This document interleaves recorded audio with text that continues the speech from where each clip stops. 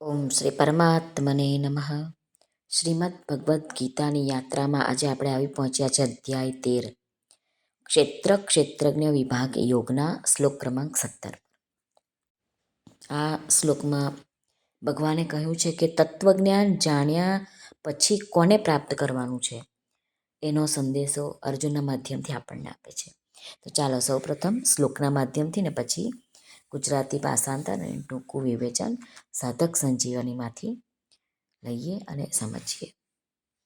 શ્રી ભગવાનુવાચ જ્યોતિષામપી તજ્જ્યોતિસ્તમસઃ પરમુચ્યતે જ્ઞાનૈર્જ્ઞેયૈર્જ્ઞાનગમ્યં હૃદિ સર્વસ્ય વિષ્ઠિતમ.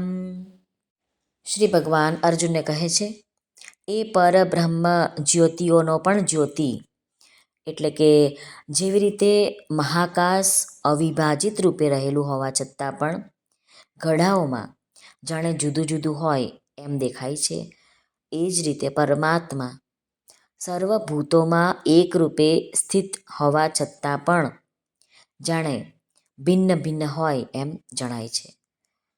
એ પરબ્રહ્મ જ્યોતિઓનો પણ જ્યોતિ તેમજ માયાથી સાવ પર કહેવાય છે.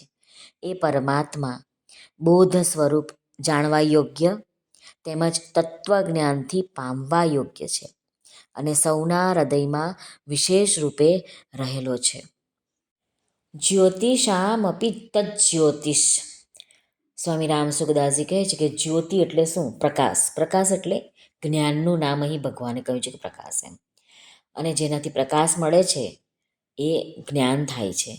તે બધા જ જ્યોતિ છે.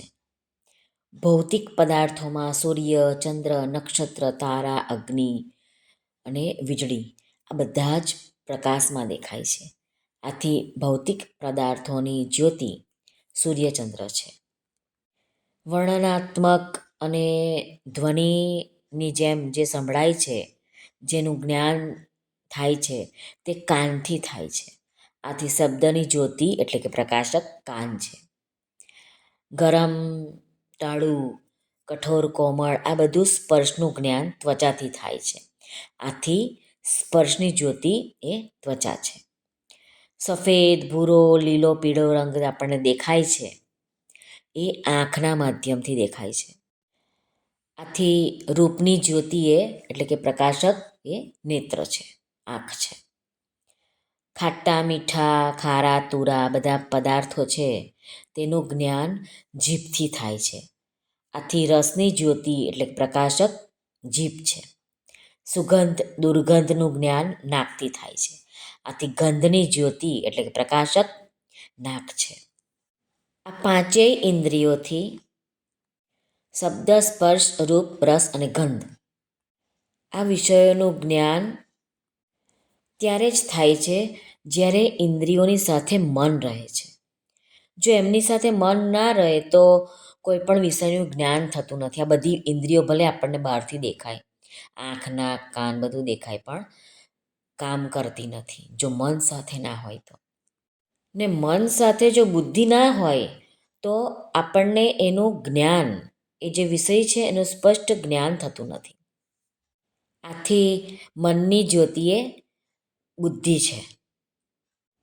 બુદ્ધિથી કર્તવ્ય, અકર્તવ્ય, સત, અસત, નિત્ય, અનિત્યનું જ્ઞાન થવા છતાં પણ જો પોતે કરતા છે એમ નથી સમજતો તો એ બૌદ્ધિક જ્ઞાન જ રહી જાય છે. એ જ્ઞાન જીવનમાં કે આચરણમાં નથી આવતું.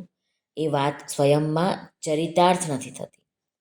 જે વાત પોતે ચરિતાર્થ કરી દીધી હોય છે તેની કોઈ દિવસ વિસ્મૃતિ એટલે કે ભૂલાઈ નથી જતું એ જ્ઞાન. આથી બુદ્ધિની જ્યોતિ પોતે સ્વયં છે અને સ્વયં એટલે પોતે પરમાત્માનો અંશ છે.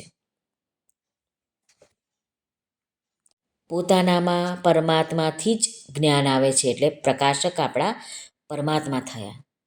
આમ બધી જ જ્યોતિઓની જ્યોતિ, પ્રકાશકોના પણ પ્રકાશક પરમાત્મા જ છે. જેમ પરીક્ષા ખંડમાં પરીક્ષાર્થીઓ લાઇનબંધ બેઠા હોય આગળ પાછળની બેન્ચ પર, તો જે આગળ છે એ પરીક્ષાર્થી એને દેખાશે, પરંતુ એની પાછળ હશે તે પરીક્ષાથી એને દેખાય નહીં. પણ સૌથી પાછળ જે પરીક્ષાર્થી બેઠો હોય એને આગળના બધા જ પરીક્ષાર્થીઓ દેખાશે. એમ જ પરમ પ્રકાશક પરમાત્મા મન, બુદ્ધિ, અહંકાર, ઇન્દ્રિયો બધાને જ જુએ છે અને એમને પણ પ્રકાશિત કરે છે.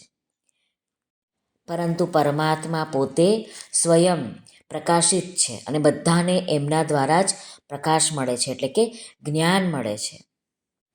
તમસઃ પરમુચ્યતે, એ પરમાત્મા અજ્ઞાનથી પણ અત્યંત પર છે. જેવી રીતે સૂર્યમાં અંધારું કદી આવતું જ નથી, એવી જ રીતે એ પરમાત્મામાં અજ્ઞાન કદી આવતું જ નથી. આથી પરમાત્માને અજ્ઞાનથી અત્યંત પર કહેવામાં આવ્યા છે. જ્ઞાનૈ જ્ઞેયૈ જ્ઞાનગમ્યમ, એ પરમાત્મામાં કદી અજ્ઞાન આવતું નથી. એ પોતે જ્ઞાન સ્વરૂપ છે અને એનાથી જ બધાને પ્રકાશ મળે છે. આથી પરમાત્માને જ્ઞાન સ્વરૂપ કહેવામાં આવ્યા છે. એક પરમાત્માને જાણી લીધા પછી બીજું કંઈ જાણવાનું બાકી રહેતું નથી. આથી પરમાત્માને જ્ઞેય કહેવામાં આવ્યા છે. હૃદિ સર્વસ્ય વષ્ઠિતમ, એ પરમાત્મા બધાના હૃદયમાં નિત્ય નિરંતર બિરાજમાન છે. એટલે કે પરમાત્મા બધી જ જગ્યા, વસ્તુ, કાળ, વ્યક્તિ, ઘટના, પરિસ્થિતિ, અવસ્થા બધામાં પરિપૂર્ણ રૂપે વ્યાપક છે. તો પણ એનું પ્રાપ્તિ સ્થાન તો હૃદય જ છે. પરમાત્માનો અનુભવ હૃદયમાં જ થાય છે.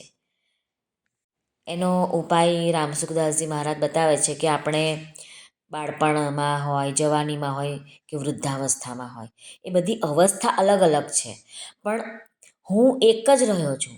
એ જ સુખ હોય, દુઃખ હોય, અનુકૂળ પરિસ્થિતિ, પ્રતિકૂળ પરિસ્થિતિ હોય, બધી જ આવીને ચાલી ગઈ, પરંતુ તેઓમાં એક હું જ રહ્યો. સંયોગ, વિયોગ, અવસ્થાઓ, પરિસ્થિતિઓ જાત જાતના ઉત્પન્ન થયા, પરંતુ એ બધામાં જ એક હું જ રહ્યો. જુદા જુદા નથી થયા આપણે. એવો અનુભવ કરવો. આવું કરવાથી જે બધાના હૃદયમાં બિરાજમાન છે તેનો અનુભવ થઈ જશે, કેમ કે એ સ્વયં પરમાત્માથી અભિન્ન છે. બીજો ઉપાય રામસુખદાસજી બતાવે છે કે જેવી રીતે અત્યંત ભૂખ્યો અને જમવાનું ના મળ્યું હોય અને જે બહુ જ તરસ્યો હોય ને પાણી નથી મળ્યો, તો એવી જ રીતે પરમાત્મા વિના રહી ન શકે. ભૂખ્યો અન્ન વિના ના રહી શકે, તરસ્યો જળ વિના નથી રહી શકતો. એવી જ રીતે આપણે બધા જો પરમાત્મા વગર ના રહી શકીએ, બેચેન થઈ જઈએ, પરમાત્માને પ્રાપ્ત કરવા માટે વ્યાકુળ થઈ જઈએ, તો પોતાના હૃદયમાં એ પરમાત્માનો અનુભવ થશે.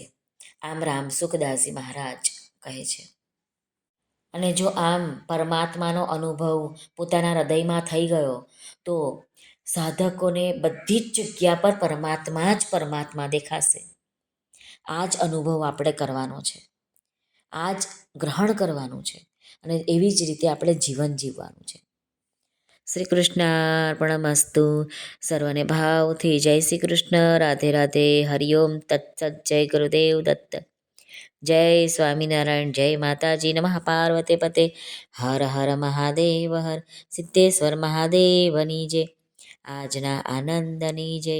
સર્વનું કલ્યાણ થાઓ, સર્વનું કલ્યાણ થાઓ, સર્વનું કલ્યાણ થાઓ. આપ સર્વનો ખૂબ ખૂબ ધન્યવાદ.